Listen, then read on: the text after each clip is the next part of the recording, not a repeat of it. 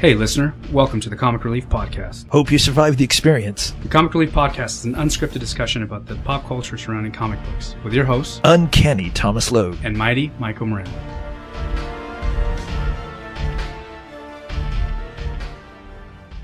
Hey everybody, and welcome to a new episode of the Comic Relief Podcast. I am your host, the Master of Mysticism, Maico Moreno, and with me as always is my co-host, the Sausage Supreme, Thomas Logue. How are you doing today, buddy? I am doing really good. Thank you for coming in and checking us out with another new episode, folks. Another new episode, as opposed to another old episode. This one's going to be better than the last one, trust us. Exactly. I've been messing around with that live thing on Facebook. Oh, cool. You're going to do that? Are you going to be going live as the Comic Relief Podcast? Yeah, going live as the Comic Relief Podcast. So before we continue, I just realized something. We should probably mention that this podcast will be filled with spoilers. Plenty of spoilers. If you have not seen Doctor Strange, what are you doing? Put us on pause. Go watch the movie. Come back. Let's finish listening to the podcast and join us in the discussion here and online. All right. So today we're talking Doctor Strange, another huge blockbuster from the folks over at Marvel. Yes. And let me tell you, man, this movie did not disappoint. Not at all. Did not disappoint. Another fantastic movie from Marvel Studios. I was very much looking forward to this movie, and I came in and thoroughly enjoyed it. Yeah, I mean, there was nothing not to like about this movie. Typical of Marvel, they did everything with setting up a good origin. Yeah, that was the thing, too, is the origin story. Not many people are familiar with Doctor Strange. I mean, he's not a super popular character. I was afraid that they might let the origin story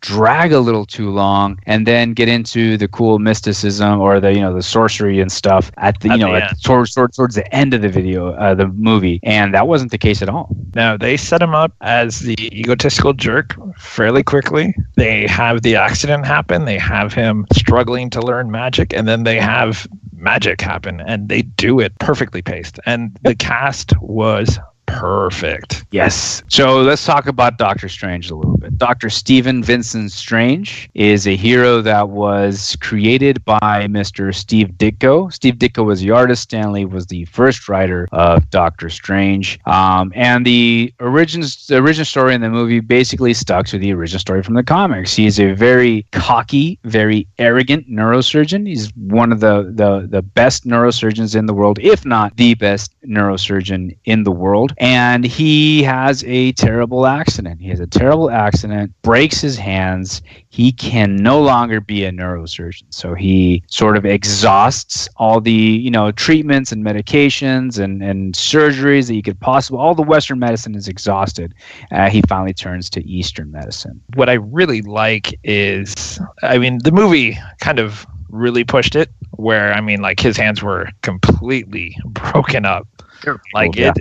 It's pretty bad when they show all the wires in his hand and all that stuff. It really mangled him up where he had mangled his hands were shaky. And anytime his hands were sort of framed, they would go out of their way to show you the scars and the shakiness of his hand. And they really sold that he was broken. Like when they had the wires in it, you could see how swollen each of his fingers were. They look like sausages. And in looking for a cure or some sort of treatment, he finds the Ancient One. And in the comics, the Ancient One was a Tibetan monk. But in the movie, because of some sort of political geo concerns with showing the movie in China, they couldn't make the Ancient One a monk. So instead, they made the Ancient One a Celtic woman played by Tilda Swinton. She does a really good job of being that really haunting kind of woman. Her appearance and the way she talks, that's in every movie. She just has that weird, unusual appearance and voice that makes you buy the fact that, this is like a weird, unusual woman who's done some weird, unusual stuff.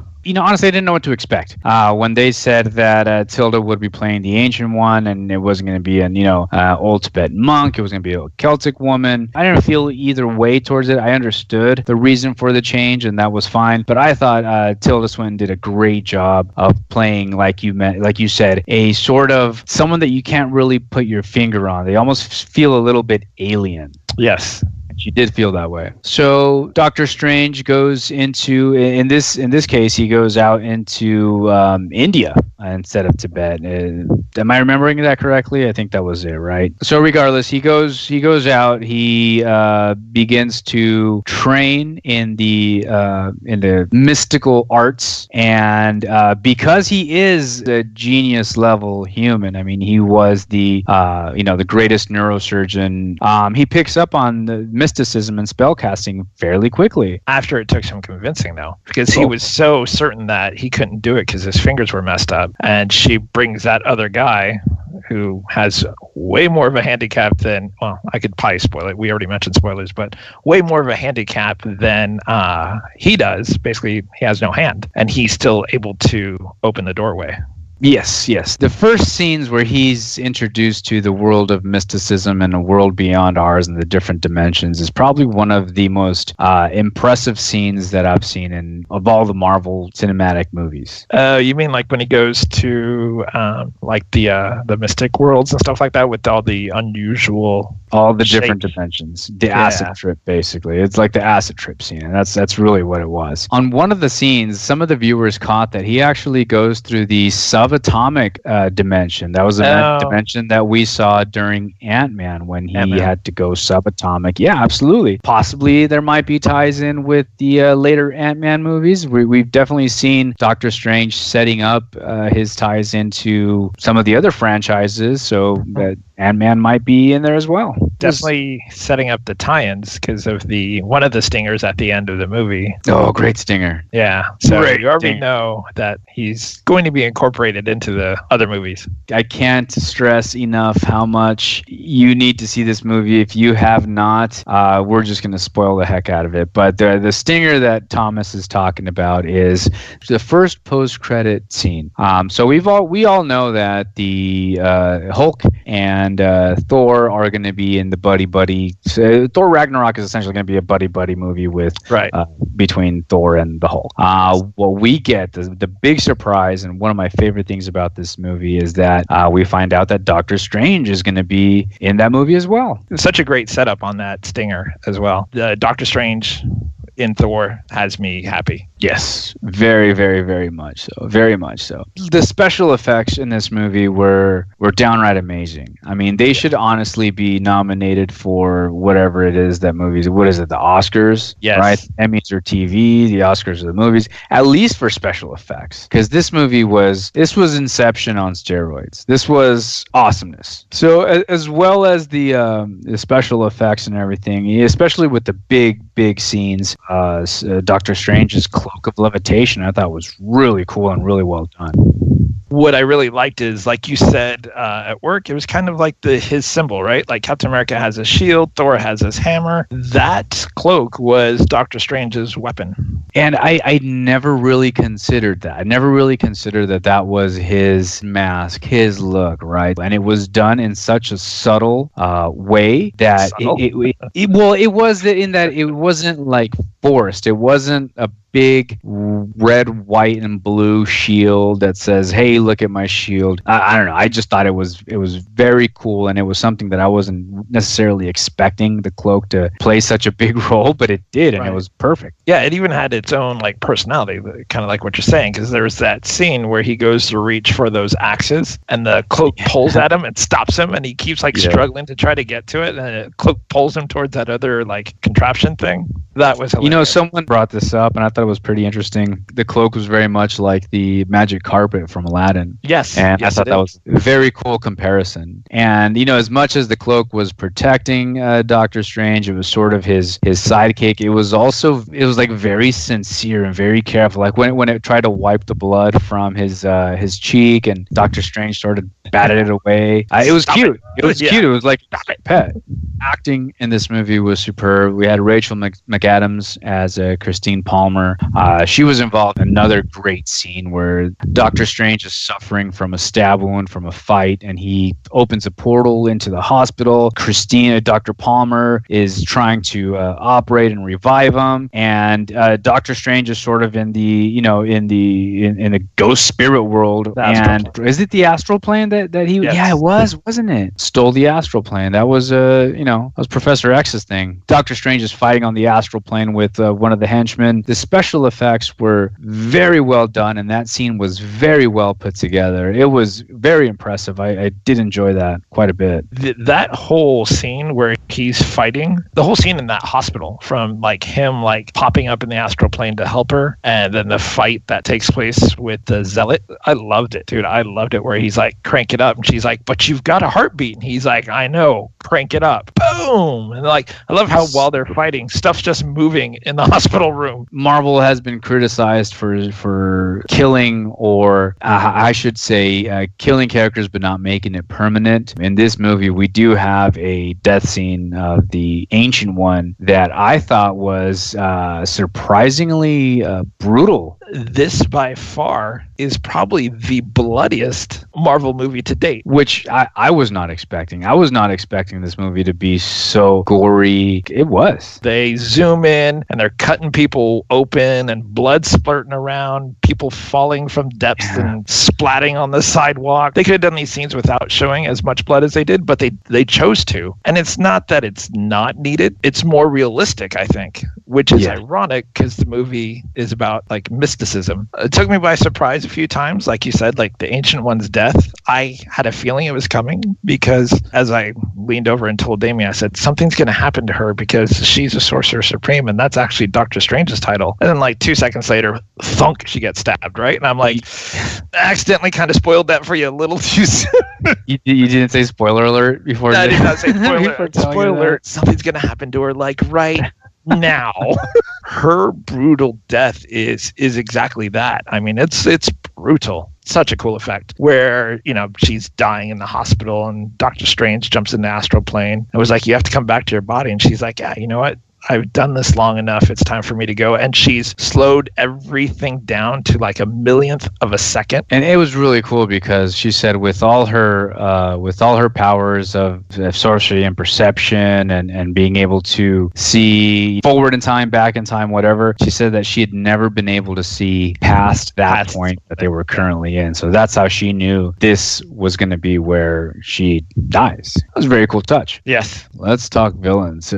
Before we jump into the Zealots, let's talk about Dormammu. So Dormammu is a warlord from the Dark Dimension, and when they first introduced Dormammu, I was wondering how they were going to approach the final battle. Would they do it in this movie? Because in this is an origin story. Doctor Strange is very green. He's very young to the sorcery game, very new. So how would he just jump in and defeat a warlord from an alternate dimension? Do you remember how he handled it? Oh, yeah. I mean, I felt like I was there over and over again. Doctor Strange uses the Eye of Agamotto and puts himself in a time loop. Anytime he is killed, the Eye of Agamotto resets the time and he comes right back. So this idea that Doctor Strange has about this time loop is not an idea that he actually comes up with, right? Because he messes around with the Eye of Agamotto and he finds the book that Caecilius, when he goes and finds that book where he tore those pages out for the ritual, he uses the eye, right? Starts kind of going backwards in time to see what the pages said. Remember, it's Wong and Mordo come in and they're like, what are you doing? Do you realize you could have got stuck in time going backwards, repeating the same thing over and over again? So they allude to it right there. And he uses that trick of basically doing that loop of, you know what? Every time you kill me, I'm going to come back and I'm going to come and say, I have a proposition for you. I thought that was a great way to defeat the big bad in the movie. Yes. They did everything very well in this movie. There's this scene when Doctor Strange is first learning from the Ancient One, where she is trying to explain to him how everything works. And he says, you know what? We're just all grains of sand in this uncaring world, blah, blah, blah, blah, blah. And then later on, when he's fighting Caecilius uses that same quote against him. Yeah. He says, I can't believe you would believe the Ancient One. You should know that we're nothing but grains of sand in this careless world. And says word for word what Doctor Strange said. And he's like, I'm headed down the wrong path. You know what I mean? So they did so much where they kept alluding to stuff that would show up in the movie later. Yeah, they did a really good job of bouncing back and forth and tying and interweaving the story. I mean, the story was just as good as the special effects. The foreshadowing was great. Benedict Cumberbatch he's a great actor, man. I can't stress that enough. The entire movie, I was not thinking of Benedict Cumberbatch as Sherlock Holmes or any of his other characters. He was Doctor Strange. He had me convinced. He is an amazing actor. The dude's full-on British, but he never has that accent in the movie. Even when he gets angry at Rachel McAdams' character, Christine Palmer, and he's yelling at her after the accident, the whole time, whatever emotion he was conveying, he sounded American. I don't know where to put this movie. I got to stop trying to put these Marvel movies in any... Yeah, I got to stop trying to rank them because they're all just crowded at number one. I want to talk about Mordo. I love his, I guess you could say his fall, right? Because he is this hero, he's valiant, and then he learns the Ancient One's secret about how she has lived for so long. That at the end, when Doctor Strange is forced to bend time and make everything go backwards to save the London Sanctum Sanctorum, Mordo is like, okay, that's great. You saved everyone, but you've done exactly what we're not supposed to do. I can't be a part of you anymore. And you think, oh, okay, well, that's it. And then you get that little stinger where he shows up and goes after the one guy who was paralyzed and used magic to basically walk again, and he kills him. His reasoning, his rationale makes sense to me. To me, he didn't just like, I'm just going to be evil. He was like, all these people I've spent my life following, risking my life, they've lied to me. They've been corrupted. They've turned to the dark magic. So now what I have to do is go around and get rid of every sorcerer because they're bound to fall. So freaking good. And then the little nod, the little nudge that you may or may not have caught when Doctor Strange comes in at first to the thing with the Ancient One and all that stuff. She excuses a couple of the people, including a guy named Daniel Drum. Do you know who he is?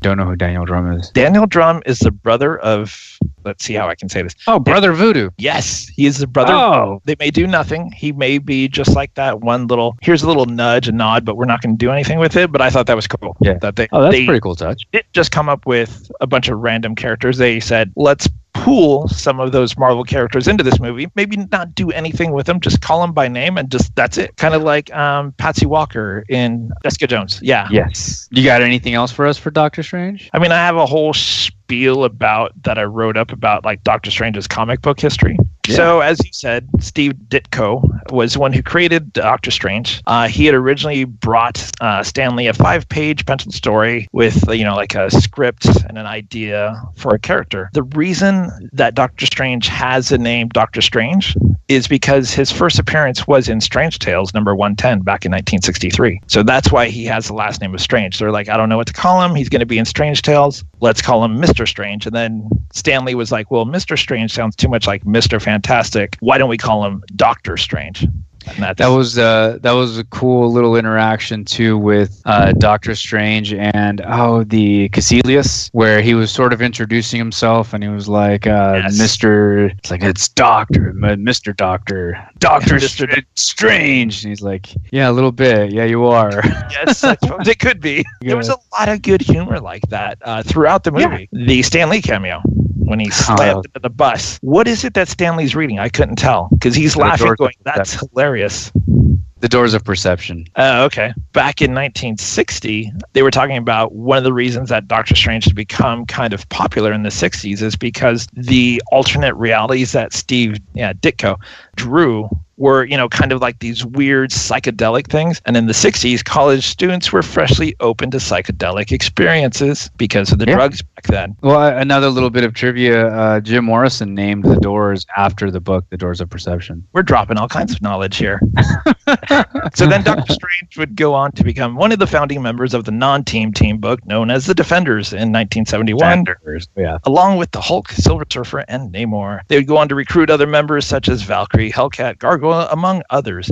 But Doctor Strange remained one of the consistent members, whereas the Hulk, Silver Surfer, and Namor were kind of in and out. The team broke up in issue 120 because there was a prophecy that said, hey, if the four of you continue to team up and help save the world, you're going to basically jeopardize the world. So they broke up, and then a new team formed called the New Defenders. In 2002, the four of them got back together, and there was a limited series, 6 issues, called The Order, which I highly recommend. Essentially, they become cursed to respond to any crisis. So they constantly get pulled away from whatever they're doing, doesn't matter what they're doing, and they finally get sick of it, and they're like, you know what? If we're going to be forced to take care of every single crisis, let's just take over the world. And that's what they do. And Oh, wow. Good. Oh, it's so good. So I highly recommend The Order if you ever get a chance to read it. Okay. Strange would go on to eventually appear in the first 3 issues of the Marvel feature. That's when in issue 8 through 10, he's forced to shut down the Ancient One's mind, and that's when he adopts the title of Sorcerer Supreme. In the 80s, Doctor Strange was involved in a story when his series came to an end, basically that all the spells that he had made to basically prevent vampires and demons and all that stuff basically gets shattered. In the 90s, he became a part of the Midnight Suns. I don't know if you ever read any of Ghost Rider, dude, Boots of Vengeance, Morbus, Darkhold, Night Stalkers. Then, which I've written a blog about, he went on to form the Secret Defenders. I would not recommend it for anyone. There was no consistency in the book at all. In the 90s, I remember loving this book, and that's why I do that thing every so often where I go back and read these old comics that I love so much, and then I write a blog about it. And so far, most of the old comics that I loved back in the day don't turn out so well when I read them. They do not hold the test of time. And then in the early 2000s, Doctor Strange became the token background character. He appeared all the time as a guest character in basically every single book until 2010 through 2013 when he became a regular member of the New Avengers. And then Doctor Strange currently has a new series out, I think, by Jason Aaron. Yeah, Doctor Strange has always been, in my eyes, a character that other characters would consult with. What's really cool about Marvel and the Marvel Cinematic Universe is that they're taking characters like these and bringing them out to the forefront. Yeah, I agree. So that's Doctor Strange. Do yourself a favor. Check it out. I think you will enjoy it. I know you will enjoy it. There's no thinking about it. I know you will enjoy it. All right, man. So before we jump into the next round of our favorite X's, we heard some buzzings on the internet that Fox Studios might be rebooting the X-Men franchise yet again. We're officially considering the Days of Future Past a soft reboot. Is that the conclusion that we came to? The only conclusion I remember coming up with during our Age of Apocalypse podcast is that the X-Men timeline is really difficult to follow. Let's just say it's a mess. And they're thinking about scrapping it and doing it all over, which on the surface, I don't know how I feel about that. See, I am of the mind that it's okay. How so? Hopefully what they see is that Disney and Marvel Studios have put together a streamlined movie of setting things up and allowing a story to slowly unfold. So what I hope Fox is doing is saying, hey, you know what? We've done 9 movies now, whatever. What they will do is essentially scrap the X-Men movies. And since Deadpool only references Colossus and Negasonic Teenage Warhead, they'll use that because Deadpool was so successful. It's easy to integrate anything that they reboot as tying into that Deadpool movie. Because we haven't seen any of the other X-Men. They're going to probably keep the Deadpool movie because that's successful. They're like, this is our piece of pie that we're going to base everything else off of. That is exactly what they should do. Let's hope Fox is listening. Yeah. Now, let's keep in mind, as a disclaimer, we do have to say that these are all rumors. Nothing has been announced. Yeah. Give us a consistent movie. Look at the older, like 70s and 80s comics and pull a story, base it off that, because that's what most people love about the X-Men, was that era of the X-Men. You know what would be a really, really good movie, I think? What's that? Giant Size X-Men #1. Oh, dude. They have to go save perhaps whatever original X-Men, and they pull a few new X-Men. Nightcrawler, freaking Wolverine, Colossus, Storm, Banshee, maybe even Thunderbird as the token guy who has to die, and, really make everything serious. They have to go to Krakoa and basically save the X-Men or something like that. I could even see it like it just opens up where like you see like a storm and like a plane's going down and you see Scott and Jean and whoever else keep flashing the like lightning and thunder and they're like, what's happening? I don't know. Plane lost control. And then, oh, there's an island. Let's try to land on it. And then just woof, X-Men. And then just started off with Professor X recruiting some new people. We don't even know what happened to Scott and Jean and them, but that's how the movie starts, is their plane is just going down. Dude, I like that idea. I like that idea quite a bit. Honestly, dude, that is genius. That is how you reboot the franchise. You reboot the franchise by bringing in the new recruits, hinting that the original X-Men are captured. Maybe you finally see the original X-Men at the end of the movie, and then from then on you branch on. You have movies with the original X-Men, you have movies with the new X-Men, you have movies.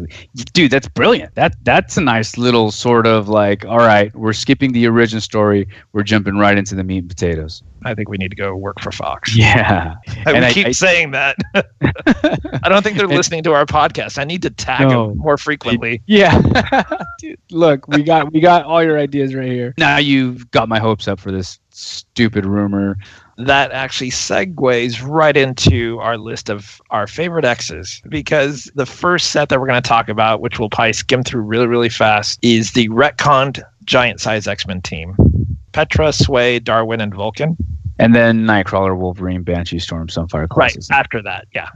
So if you joined us on our last podcast, we decided to do a list of our favorite X-Men characters and rank them by costume, powers, and then give them an overall score. The last issue, we discussed Professor X, Cyclops, essentially the original X-Men, right? Angel, Beast, Marvel Girl, Mimic, Changeling, Polaris, and Havoc. This round, we have a whole new set of characters that are sort of based on the giant-sized X-Men #1. The way we have the list broken down is how they chronologically appear in the X-Men, not how they actually appear published history-wise. So, for example, the next batch we're going to talk about is what I call the retcon giant-size X-Men. This was a team that basically, to explain Vulcan's origin, they said, hey, you know what? Instead of the original X-Men being captured, Professor X getting Nightcrawler, Wolverine, Banshee, Storm, Sunfire, Colossus, and Thunderbird and Cyclops to go back and rescue the original X-Men, that's not what actually happened. What actually happened is Professor X got Petra, Sway, Darwin, and Vulcan happens to be the brother of both Scott and Alex, which is Cyclops and Havoc, sends them in to go get the original X-Men. The team basically gets killed, as far as everyone knows. So then they go back now, and this is when they go back and get Nightcrawler, Wolverine, Banshee, Storm. Yeah. So Professor X is just throwing X-Men at this island to die. Teenagers. If you go with this origin story, which teenagers. Yeah, it makes no sense. Yeah, the story was called Deadly Genesis, and it was written by Ed Brubaker, which is incredible because Ed Brubaker is a darn good writer. You don't like Ed Brubaker? No, I'm sorry. I just coughed at that time. No problem. So go ahead and start with Petra. I'm just going to go 1, 1, and 1. So one for costume, one for powers, overall 1. So she's basically an Earth manipulator. She can move 1, 1, 1 for me as well. There we go. And then we have Sway, who is next, which I gave 1, 1, and 1. Yeah, Sway is a time manipulator, retrocognitive. I'm not sure what exactly that means. I gave her a 1, 1, 1 as well. All right, so this is where we're gonna split a little bit, right? Yes. And that's with Darwin. And so I gave Darwin costume as a 3. It's nothing special. His powers are 5. He can adapt to whatever is threatening him. And then I gave him an overall of 3. And now the only reason he has any points at all, as opposed to Sway and Petra, is because he was a major character in Peter David's, not most recent, but the one before that, the one that ran like 200 issues or something like that. So he was in the Investigations X Factor, right? Yes, exactly. Yeah. That's all right. So you gave him a few extra points. I didn't. I gave him 1, 1, 1. And then we round this team off with Vulcan / Kid Vulcan / the Great Vulcan / Emperor Vulcan / the Summers brother, the third Summers brother. Dude's stacked with abilities, man. He does like energy absorption and projection. He's super strong. He's got energy energy blast. He's one of these characters that just has random energy blasts, and you're just, okay. So to explain that, if I am remembering my history correctly, supposedly the whole Retrocon Giant Size X-Men team dies, right? Except for Darwin and Vulcan. I don't know how Darwin gets off the island, but Vulcan ends up trapped on the island. When the new Uncanny X-Men show up and they basically blast Krakoa up into space, Vulcan is trapped on the island, right? He's encased within the island as it's floating around in space. Look how far they retconned this and had to make him so powerful. The day that Scarlet Witch said no more mutants, all these mutant energy shot into the air. Guess who happens to be floating right over that exact spot? Don't know why the mutant energy is funneled into like a beam, but it is. It hits Krakoa and basically empowers Vulcan. This is why he's so insanely powerful. If I'm remembering my comic book history correctly, Vulcan, or even the whole retro X-Men thing, I've already talked about this. It's like a double insult to me, right? Because Giant Size X-Men is my Bible of comic books. It is probably one of my favorite comics. I reread that thing fairly frequently. So to retcon like my Bible comic book is highly offensive. To add to that insult towards me, you already know where this is going, right? Yep, absolutely. That Vulcan is Third Summer's brother. When Fabian, I'm not going to go into the whole story, but Fabian was setting up Adam X. Brubaker was like, that I'm going to basically steal part of your idea. It's layers upon layers of insult. of insults towards me. Back then, I would have given him a 111 or a negative 111.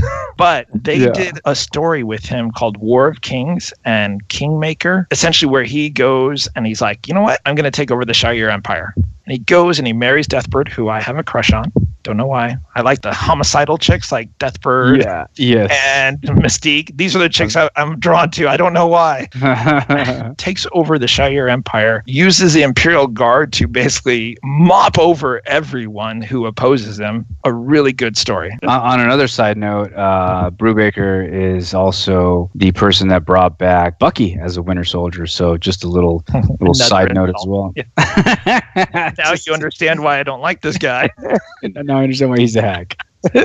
Okay, fine. He brought back Bucky, but he killed Nomad. What does he not like about me and Fabian Nassizia? Anyway, so to talk about Vulcan's score, because of the War of Kings and the Kingmaker story, I actually gave him a 6 for his costume because it wasn't that bad. Kind of colorful, kind of like the Acolytes meet the Shire, right? Yes. For his powers, I gave him a 1 because, as you said, he could do anything he wanted to, basically, and it kind of got annoying. And then for overall, I gave him a 4.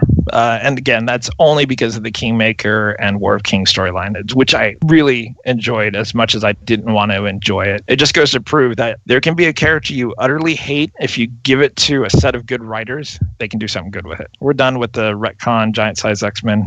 We'll stop talking about them now. Let's go on to the new Uncanny X-Men, the traditional team that I love the most.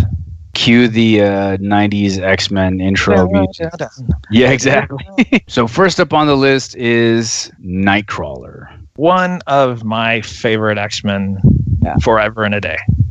Easily. I gave him 10s. Oh, no, I'm sorry. I gave him a 10 for costume. I gave him a 10 for powers. Some of the dopest, most unique powers that of any character. And then overall, I did give him a 9. So he came close, but he didn't get the full 30 points.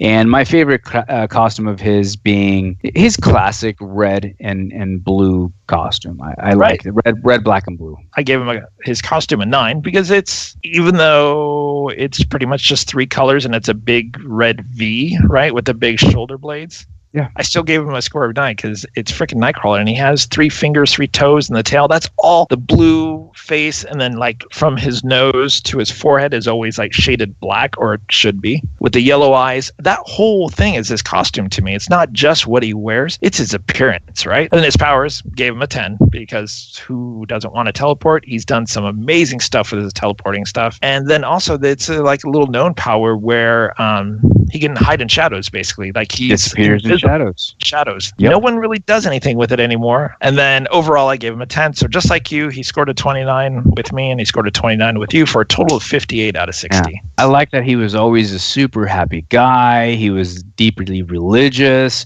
I mean, he had so many layers and so much depth. He was just a great all-around character. I love that he was a deeply religious Catholic, and yet his outward appearance is that of what you would think of as a devil, right? I love that oxymoron of his appearance versus his personality. So now we're talking about the best X-Men character next. So Wolverine is next, and love him or hate him, I feel like most people love him now. He is the most iconic. I mean, he definitely transcends the X-Men, and he's transcends maybe even Marvel comic. Like everyone else, when I first started getting into comics, I thought Wolverine was the most legit character ever. He was a savage. He had his berserker rage, and he was just an all-around badass. And then we hit a saturation point with him in the 90s. With Wolverine, you have that cold, calculated animal side, but the dynamic with him and Nightcrawler back in the day, where they were essentially best friends, brilliant, right? Because you have this guy who looks like a demon, then you have this guy who's a short, you wouldn't think, feral nutcase, right? And they managed to understand one another. Yeah, it's one of the coolest bromances in the X-Men history is the Wolverine Nightcrawler bromance. So Wolverine got 10s all across the board. Scored a 60. 60 between us. I mean, 60 between us, because I gave him straight 10s also. My favorite Wolverine costume is the classic brown and yellow. I like it. I was going to ask you that. Like, what was your favorite costume? See, that's where we differ. I actually like his yellow costume that has those like black stripes on the side. Yeah, and honestly, I mean, Wolverine rocks really cool costumes. And even when they put him in a tank top, jeans, and a cowboy hat, it's like with a cigar and a beer. Yeah. It's like, that's a cool look too. Like it's really hard to make him look bad. All right, man. Next up on the list is the Team Grandpa Banshee. I like Banshee's look. I like Banshee overall. I think he's a very cool character, very underused. I think he kind of fell into this trap where you had these young X-Men characters, and then you had Banshee, who kind of was like the boring older uncle. I liked him. I really liked him. I liked him too, but I think they underused him quite a bit. I gave him an 8 for costume. I gave him an 8 for powers, and I gave him a 7 overall. Yeah, for me, costume was an 8, powers was a 9, and overall was a 9. All right, up next is Aurora Monroe, man. Who is Aurora Monroe? She is the beautiful, luscious goddess known as Storm. Yes, Storm. For me, I gave Storm a 9 for the costume, or the look overall. I think the white hair, the white eyes, was a cool look to begin with, but they've always done a very good job of making her like either be very edgy and punk, or be very glamorous and like diva-ish. I like the goddess nature aspect of her. My favorite costume is probably her punk costume. The mohawk with the jacket. Yeah. Overall, I gave Storm her power set. I gave a 9. Very cool power set. She's definitely one of my favorites. She got an overall of 26 for me. I scored Storm 1 point higher than you did. I gave her a total of 27. It was a 9 for costume. Her powers, I gave her a 9. And then overall, I gave her a 9. So she scored 9s all across the board for me. So next we have Shiro Yoshida, Sunfire. He's kind of a hothead. Okay, yeah. So I gave Sunfire a 5. I gave him a 5 for his look and his costume. I actually think his costume is pretty cool. Got the whole rising sun look on his chest, and I can't wrap my head around the mask. I actually gave him an 8 on his costume, and I actually like his mask because it looks like it's on fire. Look. Yeah, I always thought it looked like a lobster claws, like weird lobster claws. Now that you're saying that it looks like Sunfire, some sort of a sun blast, I guess it does, sort of. Yeah. Sunfire wasn't around enough for me to like give him a high score. I gave him a 5 for his powers, and then a 1 overall. Not really one of my favorite characters. I gave him a 2 for overall. So we both ended up actually, though our scores were different, we both gave him scores of 11 for a total. Yep. I thought he had a pretty cool costume in Age of Apocalypse. Anyway, we'll move on. Here we go. Heavy hitter. One of my favorite X-Men characters, and I know I've probably said this a few times. This guy's like my all-time team, and that is Colossus. Eat breakfast, Negasonic. Colossus is awesome. He got 10s all across the board for me. I've always liked Colossus. I've always liked Colossus a lot. There was one scene in the Ultimates. So the Ultimates was like an alternate timeline, the alternate universe that Marvel was doing for a while, where Colossus goes up against Magneto. And this is one of the first times that the X-Men sort of deal with Magneto. One of the first few times. And of course you think Colossus against Magneto is a terrible matchup. And Magneto calls it immediately. He's almost insulted that this giant metal man is approaching him and easily brings him down to his knees. Right. And Magneto's monologuing, and as he's monologuing, Colossus, through sheer willpower, he slowly gets up on one knee, pulls up another knee, like inches closer and closer to Magneto, and Magneto is like really forcing him down. And he says, I don't know whether to laugh or to be impressed, but I'm the master of and as Magneto is saying that, Colossus socks him in the stomach and just like fights through Magneto's power. That is Colossus right there. What a great scene that is. So you gave him 10, 10, and 10, right? Straight all 30. Across. I gave him 8 for costume, 9 for powers. I actually love this idea of turning your skin into like this. I think they used to call it organic steel or whatever back in the day. Yeah, you used to call it organic steel, yeah. And then overall, I gave him a 10 because I love the character of Colossus. All right, and then the final character on this list is unfortunately a short-lived character, Thunderbird. Do you want to talk about your score first? Yeah, well, Thunderbird for me for the costume, he got a 5. That was a pretty cool costume. Not the best, not the worst. He was a Native American character, so they really played up the look. He scored fairly low for his powers. I gave him a 1. I mean, he was essentially just a super strong, super fast, like a superhuman mutant. Overall, I gave our Apache warrior a 7.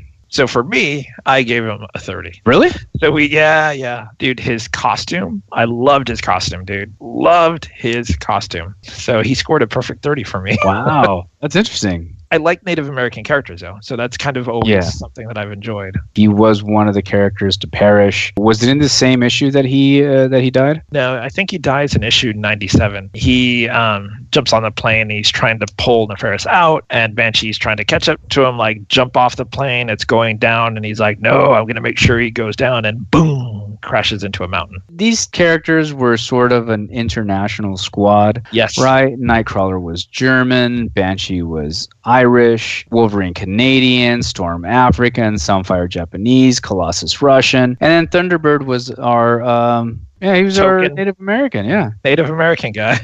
And it's like, dude, he killed him.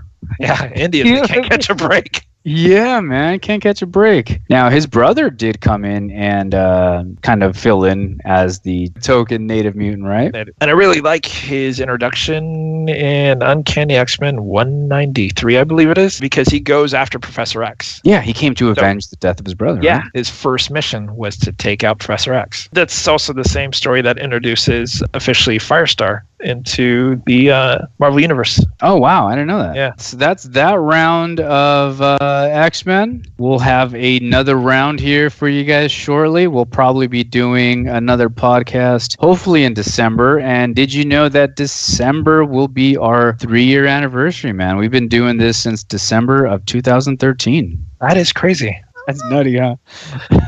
To make this all comic book related, right? Back in the day, like issue 12s were a big deal in comics. Issue 25s were a big deal in comics. Yes. So this podcast we're doing now will be 24, right? Oh, cool. Yeah. So the next one we do will be our anniversary 25th issue. Oh, nice. Dude, isn't that weird how that worked out? You know, for you guys that have listened to all of our podcasts or that have been listening to us from the beginning, we thank you very much from the bottom of our hearts. We enjoy doing this, and we hope that you guys enjoy listening to us as well. Cool, man. Tell these good people where they can find us, Thomas. All right. The most obvious place is to go to comicreliefpodcast.com. You can also go to facebook.com/comicreliefpodcast. We're also on Twitter at twitter.com/comicreliefpodc. We're on Instagram as well at instagram.com/comicreliefpodc. And we are on YouTube, though we don't really use it a lot. We're at youtube.com/comicreliefpodc. Podcast. All right. Thanks, everybody. And thank you, Thomas. All right. Thank you, Maico. See you. Till next time. Till next time.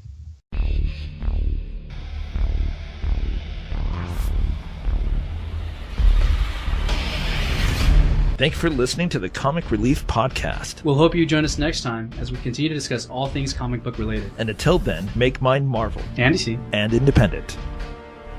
Don't forget to check us out at comicreliefpodcast.com, or you can visit our Facebook page at www.facebook.com/Comic Relief Podcast, or go to our YouTube channel, www.youtube.com/Comic Relief Podcast. And finally, there is our Twitter page, which is twitter.com/Comic Relief PODC. I'd like to give a special shout out to Travis Richards, who did the music for the Comic Relief Podcast. Visit his website at www.travisarichards.com.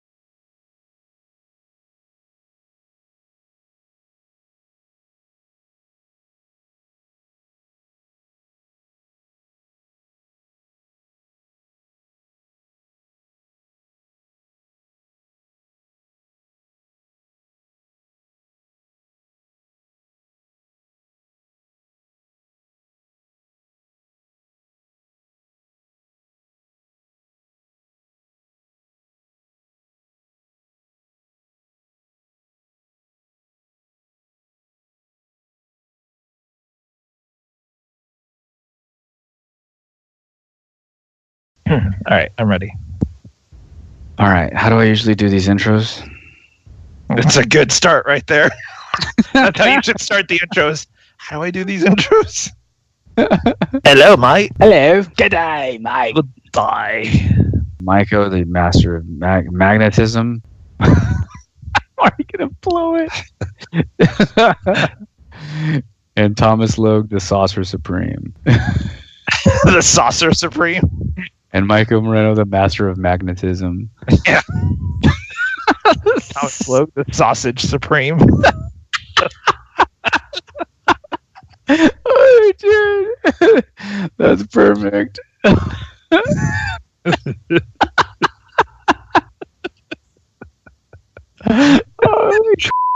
Nailed it. Oh, I want to say, even though I'm staring at the word mysticism, I still want to say magnetism.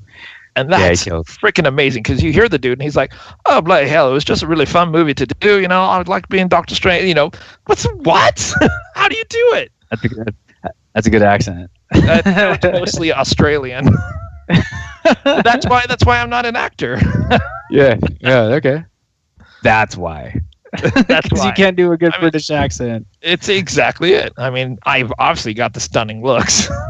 Everything, full package, except for that. Except for the accent. Cool. I love Storm. I agree with you. Yep. No, I love Storm. All right, carrying on. Before it gets a little more awkward. Right. What's the main villain name? It's not Calculus. It's something like that. It's Caseless. Caseless, yeah. Calculus is my mortal enemy. Caselius. All right, so we got our 3 hours in as you requested. See, exactly.